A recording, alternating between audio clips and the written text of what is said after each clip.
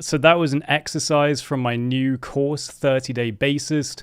You might have seen me announce it. So it's actually on sale right now. I just wanted to let you know that the sale is ending tonight in about 12 hours time. So if you're a beginner and you want to learn how to play bass, just make sure you get on that sale. The link is in the description and it's in the chat, I think, as well.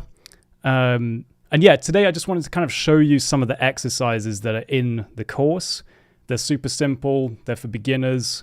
And the one I just played is just kind of designed to get you playing with fingerstyle, nice and simple. And it was at a slower tempo, but we've got a faster tempo here, which you can check out. It's kind of metal.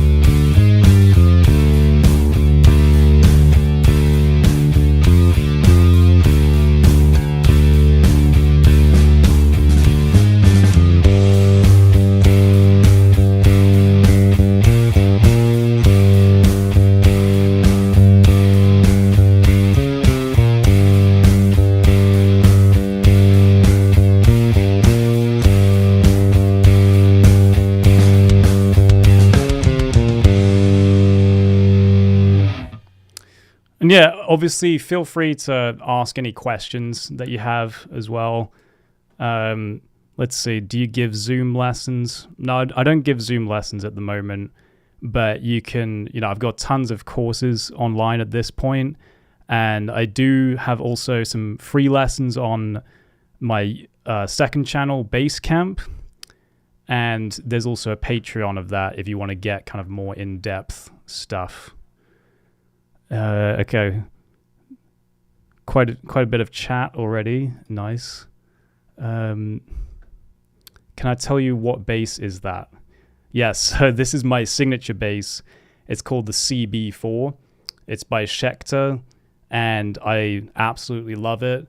I do also love that LaFay, but the Schecter CB4, I could design it exactly how I wanted, so I could get this super deep cutaway up here, and I could have the exact pickups which I wanted, which was the EMGs, which just have this really nice...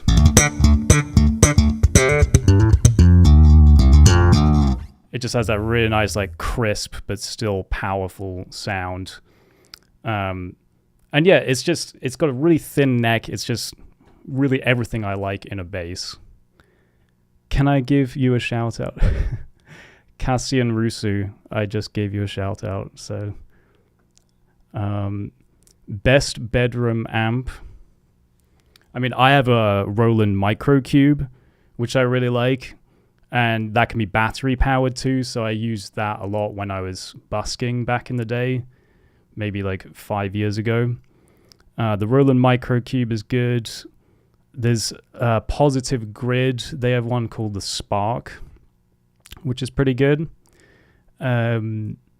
Yeah, those are probably my favorite bedroom amps. I've got a Laney back there at the moment. I wouldn't necessarily call it a bedroom amp. It's definitely worthy of being played on stage, but you could have it in your bedroom as well if you want. Give me that cue. Yeah, let's see what else we've got here.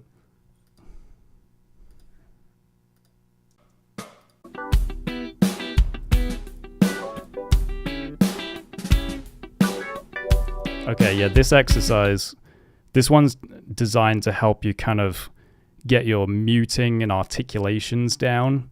So that's actually something that a lot of people find difficult on bass, is the muting, because you get a lot of like open strings running if you're not careful. So this exercise is kind of just like a little intro to help you get good at that.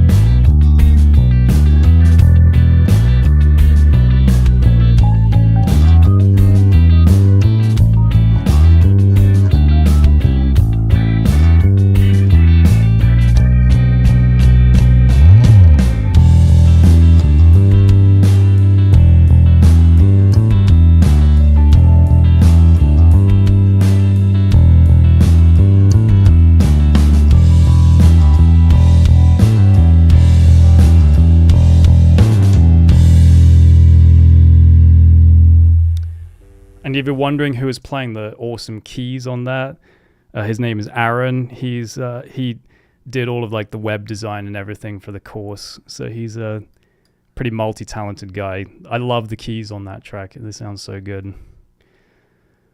How can I convince my parents to buy me a bass? Show them my channel. Maybe they'll be convinced that bass is a cool instrument. Yeah, I'm not sure actually. It was, it's always hard to convince your parents to get on board maybe with music, especially if you're kind of wanting to do it professionally. But I think if they see that you're really passionate about it and that, it's going to be something that you'll really enjoy, I think maybe they'll be convinced. I don't know. At least try it out and see what happens.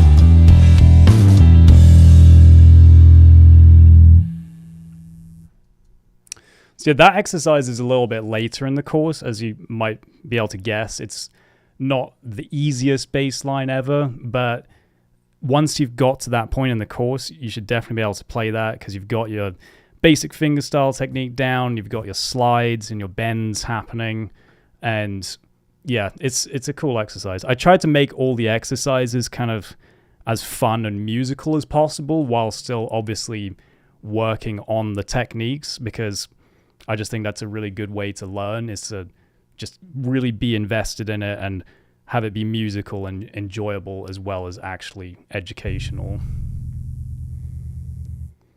All right, what else have we got in the chat? How does a detuner bass work? Oh man. So okay, so detuner bass, that's kind of like what my LaFays are, like the black and the red one. So basically the way it works is every tuner, instead of being like a regular bass tuner, it's a hip shot drop tuner. And what that means is instead of always just having to turn the peg in order to lower or raise the pitch, you get this little lever and you just flip it down and it just kind of does that for you. It does like the turn. It doesn't turn it, but it like moves this whole thing that way or that way. And that causes this post, the machine head, I guess, to twist by a predetermined amount, which you get to decide.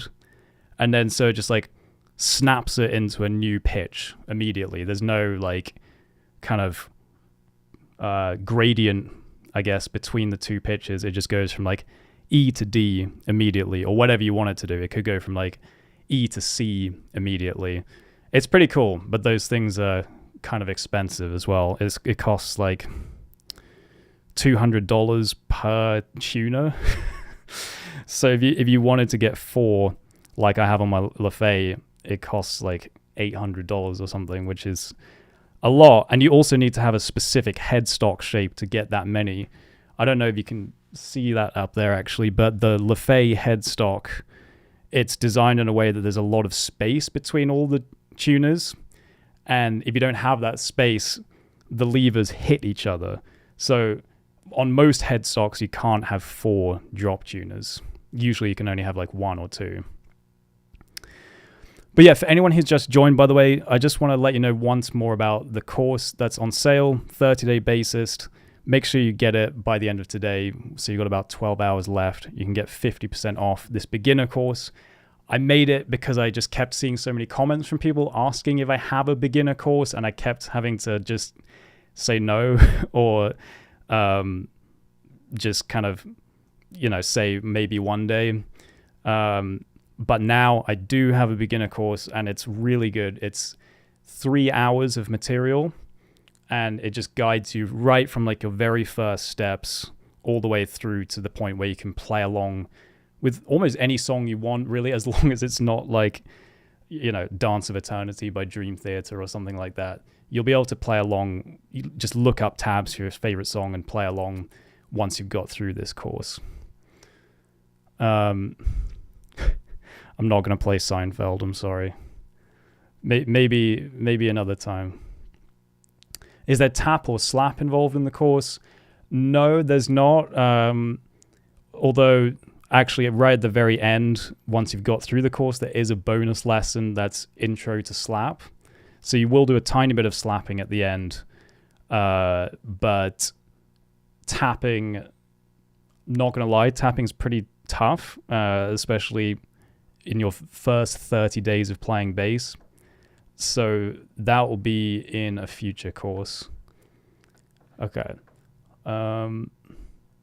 Let's see. Okay, this one's a pretty cool one. This one's intro to funk. Let me just remind myself how this one goes.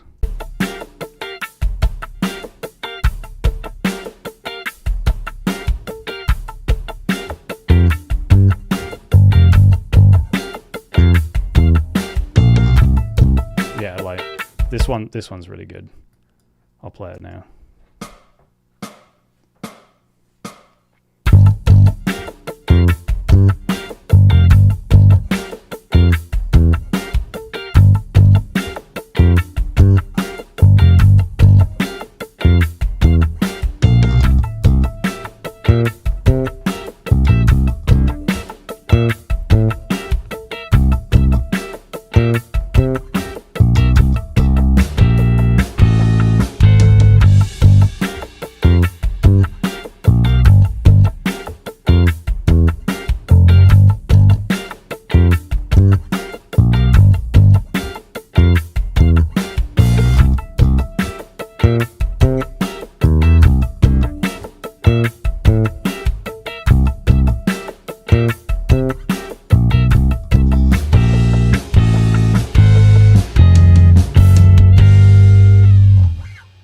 Yeah, it does kind of sound a bit Red Hot Chili Peppers.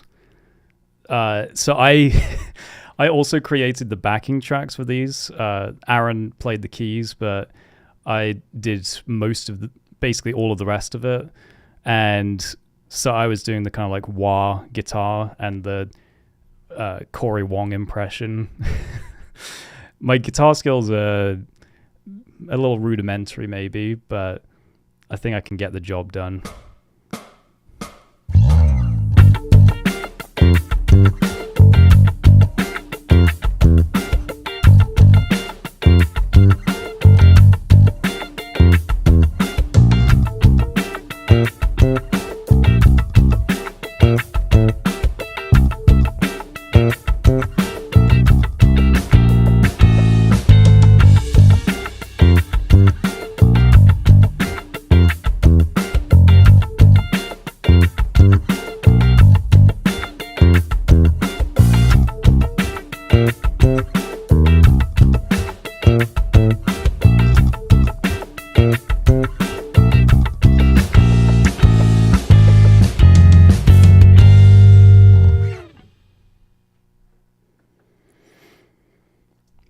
music origin story. That would take a while. I do have a video on my channel. I think I called it something like 0 to 1 million subscribers. It was when I did my 1,000,000 subscriber special. I kind of talked about my origins, the origins of me in that video. If you're interested, you can go and check that out. What's my favorite genre to play? That's a good question. I really love playing funk, as you might have been able to tell from that video. I'd say funk, rock. I really enjoy playing rock and metal. Especially, in metal, I try and kind of make things a little bit more inventive. Sometimes, there are obviously great metal bass lines, but sometimes they can also just be following the guitar. And I try and sort of not always do that. A bit more interesting maybe than the Injustice for All bass lines, although who knows, you can't actually hear them. But yeah, funk, rock, metal, those are probably my favorites. Anything with a good slap bass line is always really fun to play. But yeah, I think that's all pretty common for basses. Can I show you your live bass tone right now? You mean like show you the gear? Everything I've been doing is the live bass tone. But yeah, so I've got a quad cortex, a neural DSP quad cortex down there. And other than that, so on the quad cortex, I've got like this compressor. I've got an amp modeler. I just picked one of the sort of more modern amp models, which gets that crisp sound that I like. So it's compression, amp model. There's a noise gate on there, because otherwise you get this kind of buzzing sound.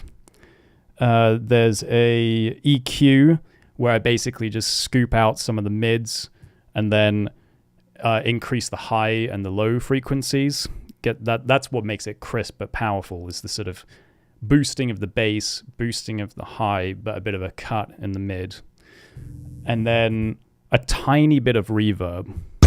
I don't know if you can hear that, but there's just a little bit of reverb, which I find gives the slap a little bit of this nice sizzle, which I really like. It just gives it a little bit extra crispness. But I've actually got a couple of other tones I could show you. I've got this distorted tone.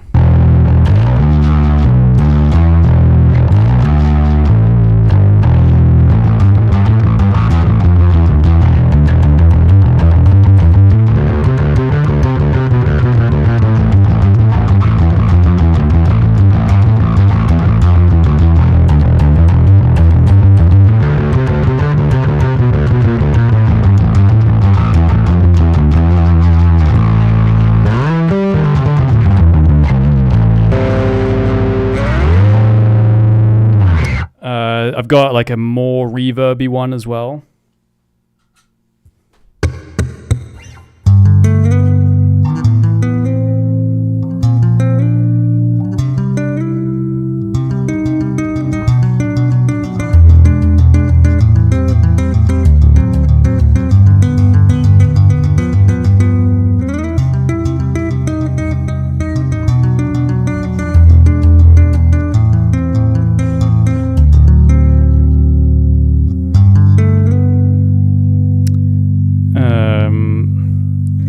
And then I've got this crazy lead where there's like 3 octaves.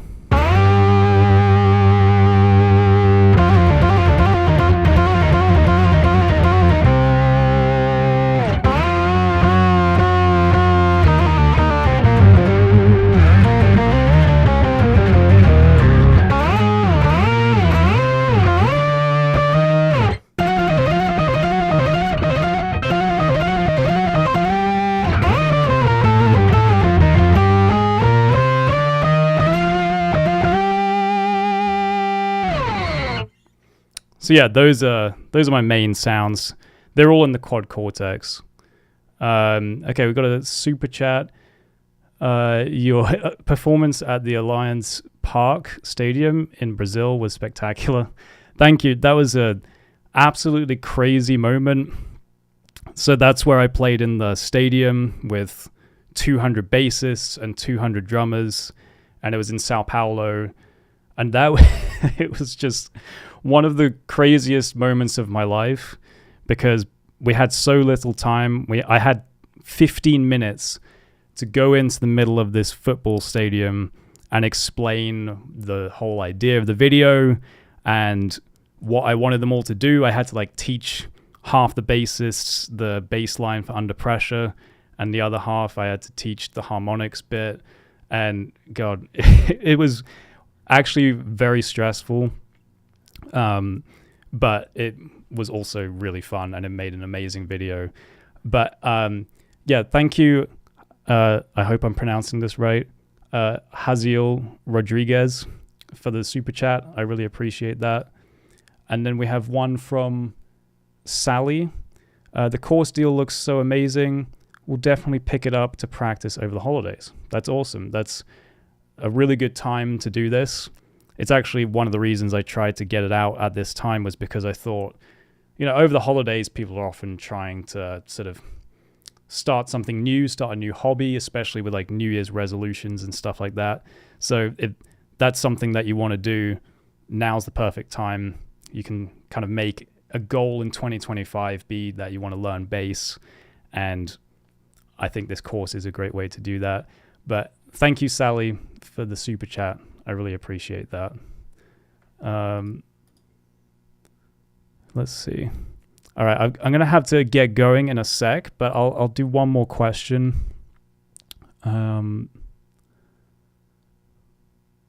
Let's see.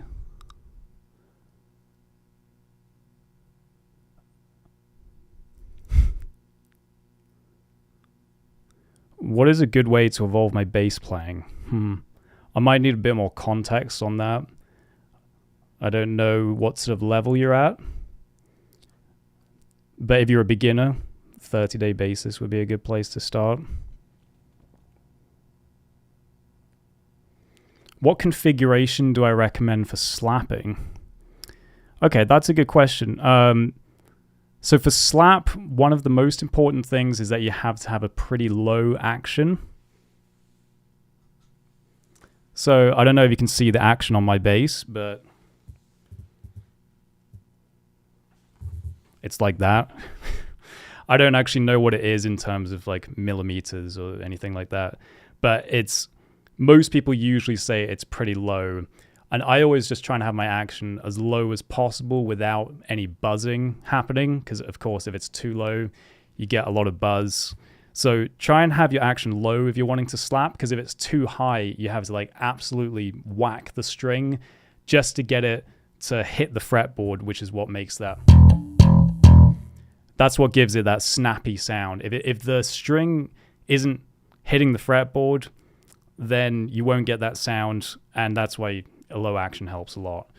But in terms of other setup stuff, again, the kind of stuff that I've told you about my rig down here with the EQ and everything, so having a boosted bass and treble but a cut mid, that helps a lot with slap, especially if you're wanting to get a modern slap tone, because it helps you get those percussive. If you don't have enough high frequencies, then those percussive elements just sound kind of dead.